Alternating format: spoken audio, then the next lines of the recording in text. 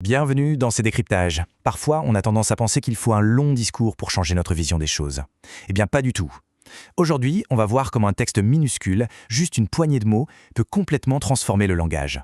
D'un seul coup, en grattant un peu, on découvre une architecture vraiment fascinante et inattendue, cachée derrière des lettres toutes simples. Regardons ces trois lettres géantes. R, D, C. On connaît tous cet acronyme, c'est du solide, c'est institutionnel, ça représente une nation. Mais alors comment un sigle, aussi ancré dans la tête des gens, peut-il être réimaginé de A à Z? C'est exactement ce qu'on va observer aujourd'hui, le moment précis où la souplesse des mots gagne face à la rigidité d'une abréviation classique. Allez, plongeons tout de suite dans le vif du sujet avec la première étape, l'origine de la citation. Voici donc notre fameux texte de base. Lisons-le ensemble avec attention.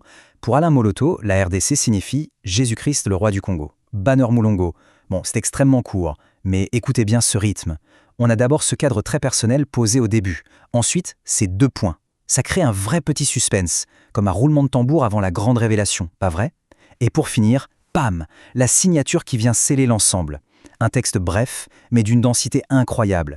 Passons maintenant à l'étape numéro 2, le sens de l'acronyme.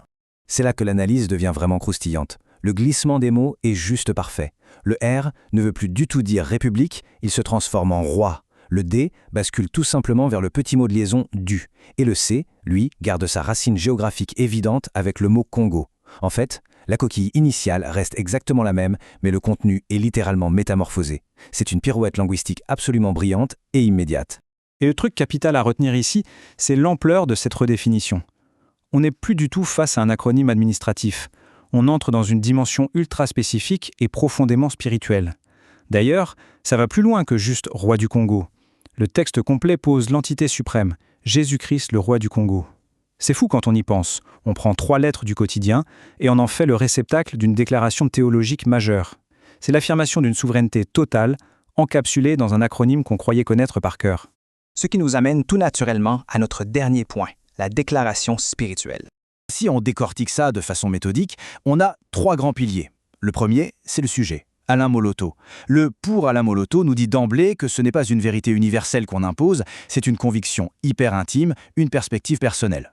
Le deuxième pilier, c'est l'équation RDC égale Jésus-Christ. C'est le cœur absolu du message. C'est là que la linguistique se met entièrement au service de la foi. Et enfin, le troisième pilier, c'est la signature, Banner Mulongo. Ce nom tout à la fin, c'est la voix qui rapporte, qui valide et qui transmet cette déclaration au monde. Alors pour conclure, il faut se poser la vraie question. Quel est l'impact réel de prendre l'acronyme de toute une nation et de le redéfinir à travers un prisme aussi spirituel? Eh bien, ça nous montre tout simplement la puissance phénoménale du symbolisme religieux quand il s'empare des codes de notre quotidien. Changer le sens de 3 petites lettres, c'est presque changer notre perception de la réalité elle-même. De quoi nous laisser vraiment songeurs sur l'incroyable pouvoir des mots et sur notre capacité à réinventer constamment le sens de ce qui semblait immuable.